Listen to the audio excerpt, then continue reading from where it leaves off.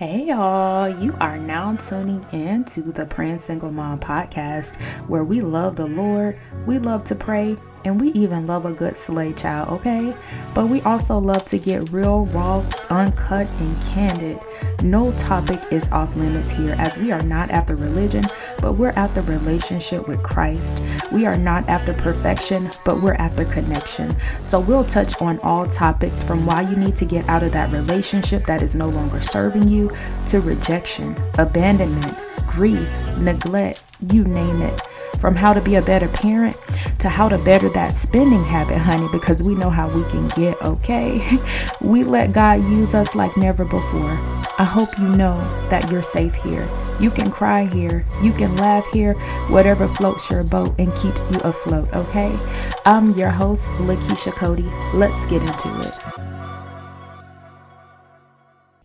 Hey, y'all.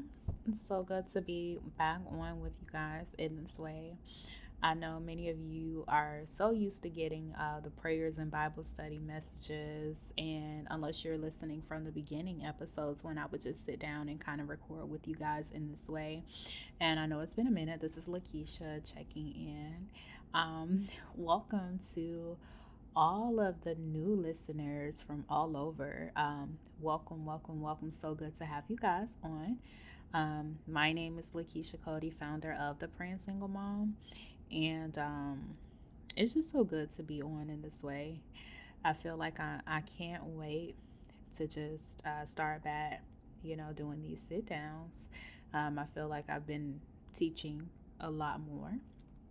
But what's been up with me? I'm back in school.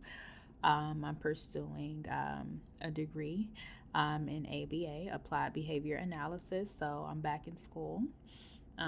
Also, still working in the field of ABA currently, but also still teaching and leading the Praying Single Mom Ministries. Being a mom, of course. Just figuring out life. I came across this post by Enrique Holmes yesterday, and it blessed me so greatly because he pretty much talked about you may be in a season where you simply don't have the words for it. You may not know. And I don't know is an answer. And I was like, wow, God, that truly spoke to me. Because this is a season where I never want people to feel like, I'm mismanaging my blessings or mismanaging, the things that God has given me or blessed me with. But I'm at a place where I really have to hear from God. I don't want to do it. If it doesn't feel like God, I'm not doing it. If God didn't send me, I'm not going. But then there's also a fine line between, waiting on God, seeking God, or operating in the spirit of fear as well. And so I do believe that God is calling me into a place of consecration during this time, to just really, seek Him more, to sit with Him more, and to just get that revelation that I've been seeking in this season, in this hour. I believe that He's calling many of us to that place of consecration because many of us are in seasons of confusion or seasons of frustration with where we are currently. We can't put words to it. When people ask us questions like, how are you doing? How have you been? Or have things changed yet? You can't really give them a response because God is still working in this season. But I want to encourage you guys, if you are in that place, just continue to press in. Most of all, hear from God. We want to definitely surrender to God in this season, surrender to His will, allow Him to work in our lives, and be okay with things not going according to our plan, because we want His plan. We want God's will. We want His way. His ways are better than our ways. And what I found out too is that, when things are not necessarily going my way, I really have to get out of my own way, get out of my feelings, get out of my emotions, and be like, okay, God, what are you doing in this moment? What are you trying to tell me? What perspective do I need to take on in this moment? Whether it be a failed relationship, whether it be a failed friendship, whether it be a failed career opportunity, entrepreneurship opportunity, whatever it is, God is doing something so different and so new in this season. And many of us, we really, you may think that you're unable to trace Him, but you can definitely trust Him. Just having that hunger for word, holiness, and righteousness even more. I've even found myself, in a place where I'm not listening to all different type of sermons anymore. I listen to the Bible on the way to work. I listen to the Bible audio version. I'm reading the Bible more, and I just really want to hear from God in this season. And that's really not a bad place to be in. Honestly, it's really not just a place of worship. And so God is setting many of you aside and setting many of you apart for such a time as this.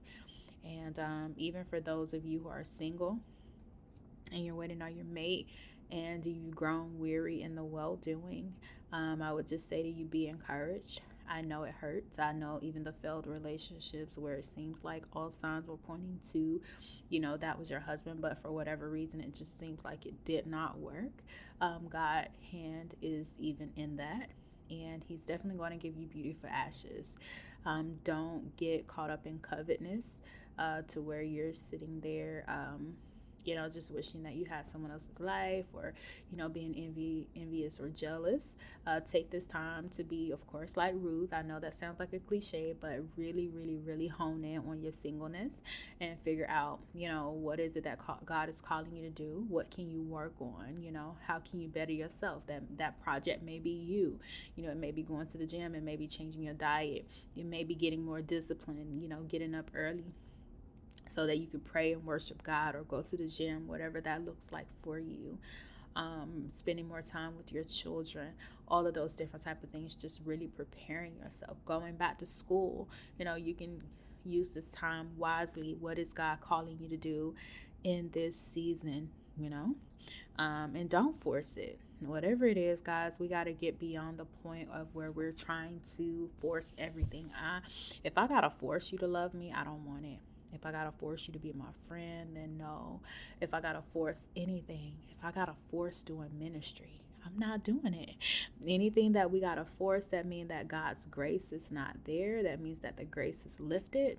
And you gotta be like, okay, God, I see what's going on. And all right.